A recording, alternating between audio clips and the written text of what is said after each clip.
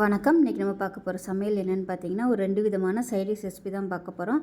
First வந்து beans வறுவல், ரெண்டாவது உருளைக்கிழங்கு வறுவல். இது ரெண்டுமே ரொம்ப சிம்பிளாகவும் இருக்கும், ரொம்ப ஈஸியாகவும் பண்ணிக்கலாம், நல்லா டேஸ்ட்டாக இருக்கும். இது சாதத்தோடு வச்சு சாப்பிட்றதுக்கு அருமையாக இருக்கும். வாங்க அது எப்படி செய்யலாங்கிறத பார்க்கலாம். எடுத்துக்கலாம். பேன் சூடானதும் ஒரு 2 சொட்டு மட்டும் எண்ணெய் விட்டுக்கலாம். ஒரு 2 காஞ்ச மிளகாய் ஒரு 10 எடுத்திருக்கேன். இது வந்து ரொம்ப குட்டியாக இருக்குது, அதனால் 10 எடுத்திருக்கேன். இது கூடவே அரை டேபிள் ஸ்பூன் கடலைப்பருப்பு, அரை டேபிள் ஸ்பூன் உளுந்து, 1/4 டேபிள் ஸ்பூன் மிளகு, அதே மாதிரி 1/4 டேபிள் ஸ்பூன் சீரகம். இது எல்லாத்தையுமே நல்லா வறுத்துக்கலாம், வாசனை வர அளவுக்கு. ஒரு கொத்து கருவேப்பிலையில் சேர்த்துக்கலாம்.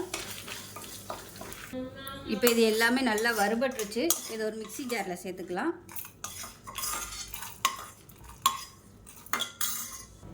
இப்போ இதில் ஒரு 3 பல் பூண்டு சேர்த்துக்கலாம். ஒரு 3 டேபிள் ஸ்பூன் அளவுக்கு துருவன தேங்காய் சேர்த்துக்கலாம். இப்போ இது வந்து நல்லா குறை நரைச்சிக்கலாம். இப்போ ஒரு பேன் எடுத்துக்கலாம். தேவையான அளவுக்கு எண்ணெய் விட்டுக்கலாம். எண்ணெய் நல்லா சூடாயிருச்சு. ஒரு டீஸ்பூன் போல் கடுகு சேர்த்துக்கலாம். ஒரு டீஸ்பூன் சீரகம் சேர்த்துக்கலாம்.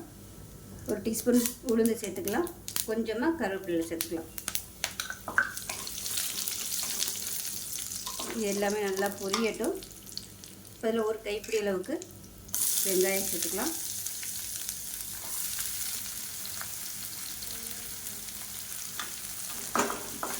வெங்காயம் நல்லா வதங்கட்டும்.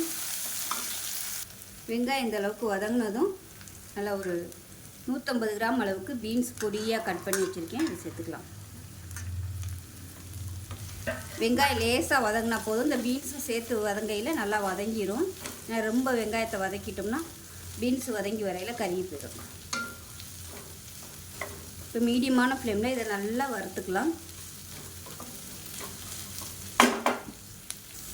பீன்ஸுக்கு இந்த ஸ்டேஜில் உப்பு சேர்த்துக்கலாம்.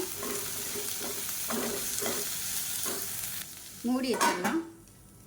இப்போ இந்த ஸ்டேஜில் லைட்டாக தண்ணி தெளிச்சுக்கணும்.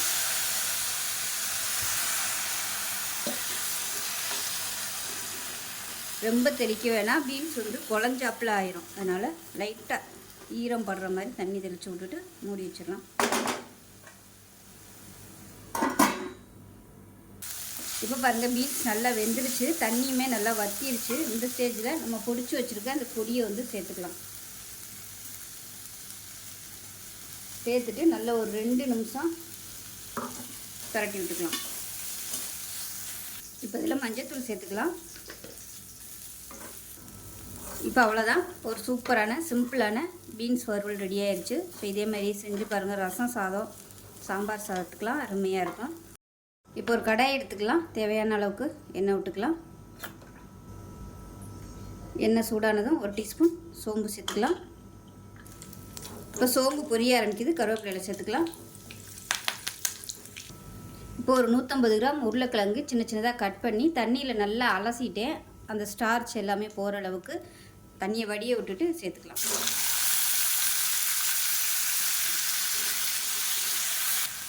இப்போ இதில் ஒரு 1/4 டீஸ்பூன் போல் உப்பு சேர்த்துக்கலாம். உருளைக்கிழங்கு கொஞ்சம் ஓரளவுக்கு நல்லா கிறிஸ்பியாக வந்துடுச்சு. இப்போ 1/4 டீஸ்பூன் போல் மஞ்சத்தூள், 1/4 டீஸ்பூன் போல் சோம்புத்தூள் சேர்த்துக்கோங்க, நல்லா வாசனையாக இருக்கும். 1 டீஸ்பூன் ஃபுல்லாக மிளகாத்தூள், காரத்துக்கு தகுந்த மாதிரி சேர்த்து விட்டுக்கோங்க. இது கூடவே கரம் மசாலா கொஞ்சமாக சேர்த்துக்கலாம். இது விருப்பம் இருந்தால் சேர்த்துக்கோங்க. 1/4 டீஸ்பூன் போல் சேர்த்துக்கலாம்.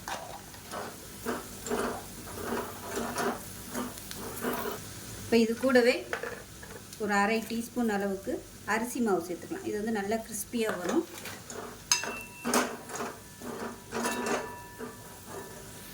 இப்போ இதில் எண்ணெய் கம்மியாக இருக்குது, கொஞ்சமாக எண்ணெய் சேர்த்துக்கலாம். முதல்ல எண்ணெய் நிறைய ஊற்றிட்டோம்னா அந்த மசாலா எல்லாமே எண்ணெயிலே போயிடும். அதனால் ஃபஸ்ட்டு கொஞ்சமாக எண்ணெய் ஊற்றிட்டு பத்தலைன்னா அதுக்கப்புறமா கொஞ்சமாக ஊற்றி நல்லா ரோஸ்ட் பண்ணி எடுத்துக்கலாம். அது நல்லா அப்படியே ரோஸ்ட் ஆகட்டும்.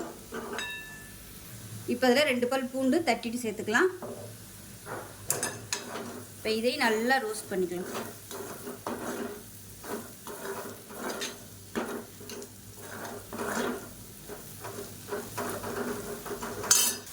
இப்போ அவ்வளோதான், சூப்பரான ரொம்ப சிம்பிளான உருளைக்கிழங்கு வறுவல் ரெடி ஆயிடுச்சு. ரசம் சாதம், சாம்பார் சாதம், தயிர் சாதத்துக்குலாம் அட்டகாசமாக இருக்கும். செஞ்சு பாருங்கள். செஞ்சு பார்த்துட்டு எப்படி வந்துச்சுங்கிறத சொல்லுங்கள். வீடியோ பிடிச்சிச்சின்னா லைக் பண்ணுங்கள், கமெண்ட் பண்ணுங்கள், சேனலை சப்ஸ்கிரைப் பண்ணுங்கள், பக்கத்தில் பெல் பட்டனையும் ப்ரெஸ் பண்ணுங்கள். நன்றி.